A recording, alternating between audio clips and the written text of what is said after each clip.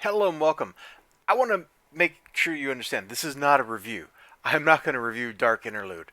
I don't think I actually understand enough about what's going on in this book, which is kind of sort of the sequel to Fearscape, unless you're the narrator, who is the main character of Fearscape, in which case this isn't a sequel, but it's totally a sequel. Um, there's just stuff in here that they play around with that is really fun. And let me just flip over to a particular example. So Henry, if you remember the last issue, he got like beat up at the end of it, and so he's in the hospital, in the prison. He's in the prison because he kind of killed some people, and is generally a bad person and all that kind of stuff, and none of it really matters. But let me flip over to my first little bookmark here.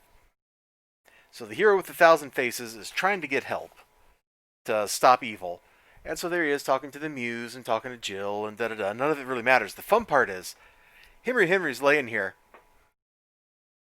and he's on the hospital bed. He's clearly dying, and he is narrating up a storm.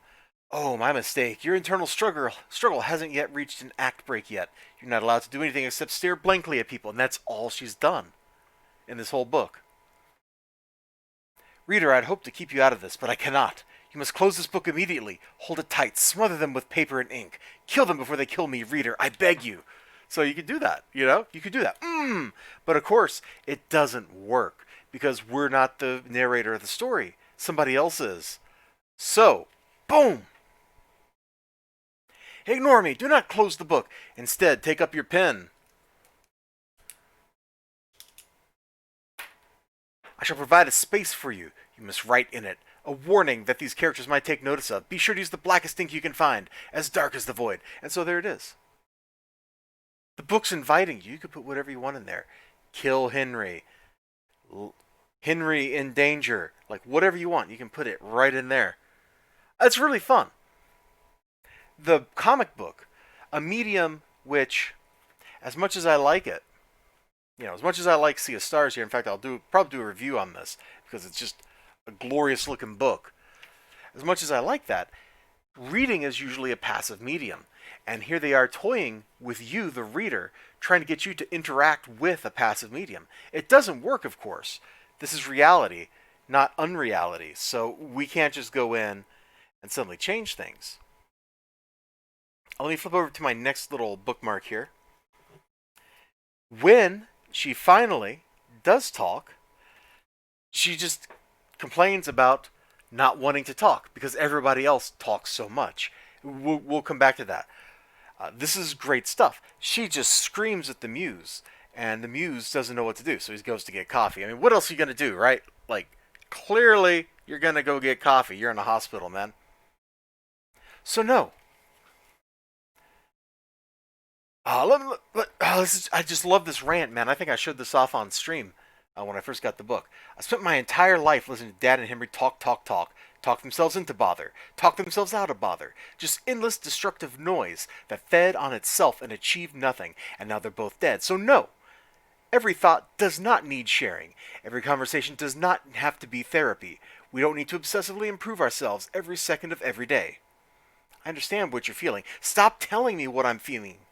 Actually, she says thinking, but nobody talks like that. You sound like a cartoon character. You never shut up. And why should you? You're the Muse. You're basically the god of talking. What do you know of keeping silent? Oh, it's a glorious rant. It's such a glorious rant. Let me flip over a couple of pages. There's lots of this kind of stuff here that plays around with you, the reader. Like, he deliberately called out what was happening there. She hadn't changed, she hadn't hit the point where her character would change, so she was just doing the stare.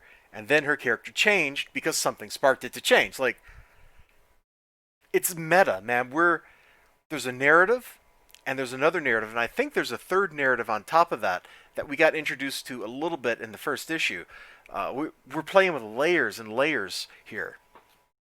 And then, my absolute favorite bit, Henry inserted, he's still the narrator, remember? He inserted ASCII art on top of this huge, glorious rant. And he talks directly to the reader. Like, he does that a lot. He absolutely does that a lot. But that is particularly poignant how that one goes down. So that's why I like this book. It's not really probably a good book, but man, I just have a ton of fun reading this dang thing. And the art, I feel, does a pretty good job of kind of getting across the weird moodiness of the book. This is very much like a Vertigo book back when Vertigo was still Vertigo, if you know what I mean. And I'm loving it. And remember, this was not a review. This was just me telling you some things I like about this book. You all out there, take care of yourselves. You have a great day, great night, great whatever you got going on. I sure hope to see you again next time. Until then, bye bye.